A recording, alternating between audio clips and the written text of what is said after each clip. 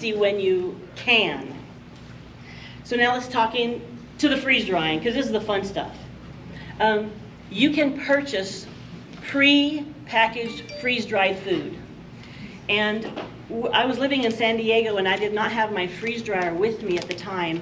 And so I wanted some freeze-dried foods with me. So I purchased some. I bought 2 of these containers, this size, with this pack in them. And I'll tell you, it has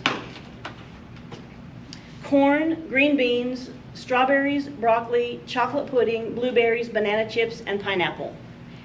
So 2 of these and 2 with meats or protein. So some were beans in there, some meats that were freeze-dried. I paid over $300 for 4 little totes. Very, very expensive way to do this. So, and it tells you, like, these were processed in 2015. So they're going to be good still because I haven't opened them. But once you crack that seal, they can go pretty quick. So, how long will that last? 25 years. So freeze-dried food will last 25 years if you store it. What's that? Are MREs freeze-dried foods? No, they're not. Okay. So freeze-drying was started back in World War II. Did you know that? They developed freeze-drying so that they could keep medications safe to get them to the battlefield where they needed them for the soldiers. So they developed this process of freeze-drying, and then they freeze-dried the medication, the shots or the liquids, and then once they got it to the battlefield, they could reconstitute it with sterile water and give shots of penicillin or whatever it was that the soldiers needed. And so that's how freeze-drying was started. And then years later, NASA kind of took it over, and now they sent the astronauts into space with freeze-dried food. So a lot of sporting goods stores will carry freeze-dried food, and you can take it like backpacking, because freeze-dried food weighs almost nothing. I have some freeze-dried chicken here, and I'm just going to pass them around so y'all can see how light these packages are. So this is a thighs, and this is breast. And How you do can you just reconstitute this? So, and all the meat that I freeze dry it raw. So what you have in your hand there is raw chicken. So in order to reconstitute food, you just soak it in warm water. In the package? No, I put it in a little pan. Oh, where the water touches it? Yes, so I open up the package, set it in like a little baking dish or whatever, or a bowl, depends on what I'm reconstituting. And then I let it sit sometimes 30 minutes in some warm water. Some foods reconstitute faster, and it just depends on the density of the food. And others reconstitute pretty quick, like fruit, almost immediately reconstitutes. Do you season that chicken before you freeze dry it? I do not.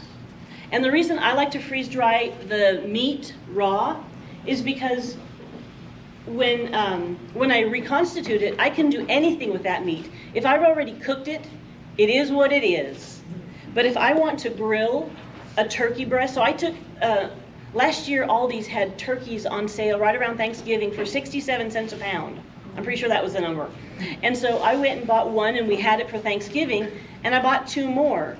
And I freeze-dried all those turkeys, and I deboned them, and then I made bone broth out of the bone that I had taken out of the meat, and then I freeze-dried. So some of them I just put in containers that are easy to get to and use, and others I actually put in the Mylar bags and sealed them in there with the oxygen absorber in it. So you don't have to vacuum seal them in the Mylar bags. You can if you want to, but you should always put an oxygen absorber in the Mylar bags. And these take so I'll show you the difference real quick here. The Mylar bags I bought, so I've had my freeze dryer like 12 years, a long time. Mine is one of the originals. It doesn't have all the bells and whistles maybe that the newer ones do, maybe some easier programming. That was not that easy for me when I started. So my Mylar bags are the ones that I still have a few left from when I originally purchased, because I bought a lot, of my freeze dryer. So these Mylar bags actually have zippers at the top, so once you break the seal, you can actually zip it shut again and eat out of that bag and not have to vacuum seal it in a jar. You'd want to eat it, within a few days or a week or so, but mine do not have Ziploc bags. I have an impulse sealer. I've heard people use curling irons. Anything that gets really hot, you can seal these with. But now they make them. Who has a freeze dryer in here? Do y'all have the Ziploc bags that zip seal, or have you bought Mylar bags? I'm using jars. You just use jars. Okay. I have not- Easy to see. I haven't started doing like the whole long term. Okay. You have not started. But I have Mylar bags, but I haven't started using them Do your Mylar bags have the zipper, yet. like a, I don't think mine have the. same like mine then, just with the You plain, just have to use with an impulse sealer? Yeah, okay. Luann, do you have Mylar bags? I do, I have both, I mean, I have some that seal, but those are for, the snacks like Skittles. and Yeah, stuff, yeah. The candy that we like to do. Yeah. Yeah. And do you have, did you say you also have a freeze dryer? Yes. And do you use the Mylar bags? Yes, but we don't have the Ziploc ones.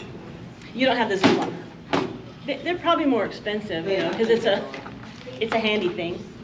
Ellie, Okay, there is a difference in Mylar. there is. There is an absolute difference in Mylar bag. Oh, You got, I can get up right now and do a quick little presentation, and go right along with you. you can do what? A quick presentation of Mylar bags if you like. Okay. I'll finish and then maybe if you'd like to You know. guys want to, Because I know that you can get like Mylar balloons and they're very, very thin Mylar. I don't know if they'll allow those anymore. They said they were going to get involved with the electrical lines or whatever, but these are pretty heavy duty. So, there is a difference. yes. Oh, thank you. Thank you. Okay, so I got these from Aldi's and I just deboned the turkey and I freeze dried them and then I put them in here. These are the ones I can just use out of. And the others are put in Mylar bags. And you vacuum seal all that out? Yes, these are vacuum sealed. Is that part of your freeze dryer, the vacuum seal? It is not. And I've had my vacuum seal, I probably had a vacuum sealer for 20 years. Different ones because they break. But Is that these, a Nesco brand? what's that? Is that a Nesco brand of that you got the jar that you have? It can't, no, it was a freeze dry, it was a vacuum sealer brand. Oh. So I don't know what, oh wait, I can tell you maybe right here, hold on.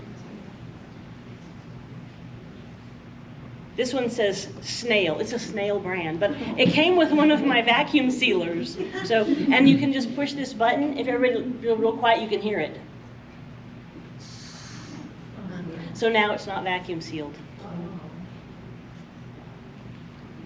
But I still don't have strong enough hands to get it open. So now that's just raw chicken sitting there. But, ew, it's dry, it's not slimy. So So with you my- can just throw that in sauce or something. You well, I don't would have first, to. I would first reconstitute it before I cooked it. Yeah. Because it will take, it could take, depending on the chicken, how long it's been, or how dry it is, it could take a little more liquid, and I always reconstitute mine first. And then I use it just like raw chicken, because it's actually raw chicken. So it's kind of a trip. Is the consistency about the same? Exactly the same. Exactly. Yes. So yeah. probably better than canning? Absolutely. Oh, yeah. So when you freeze dry, you only lose 3% of nutritional value. So really, if you want to save the nutrition in your food, this is an expensive investment. I got my freeze dryer about 12 years ago and I paid about $4,000 for it.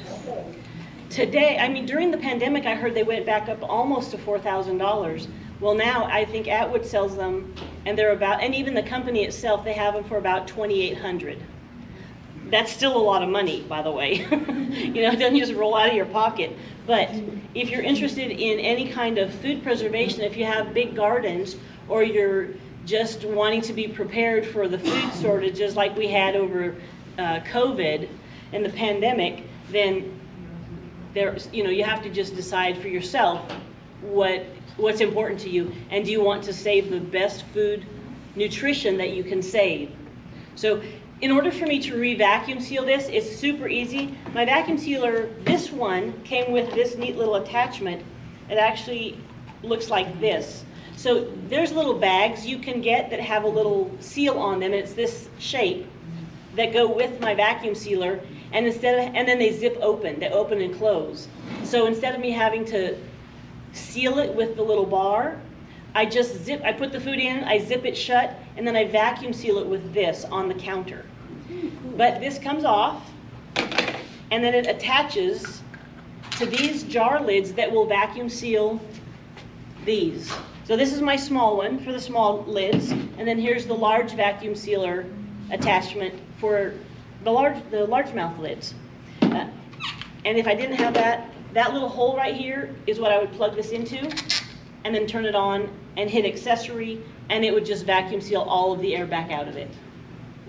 So that's why I put some of my chicken and turkey in these, because I can use as much as I need to, and then re-vacuum seal it. I don't have to go about finding my impulse, and resealing my Mylar bags.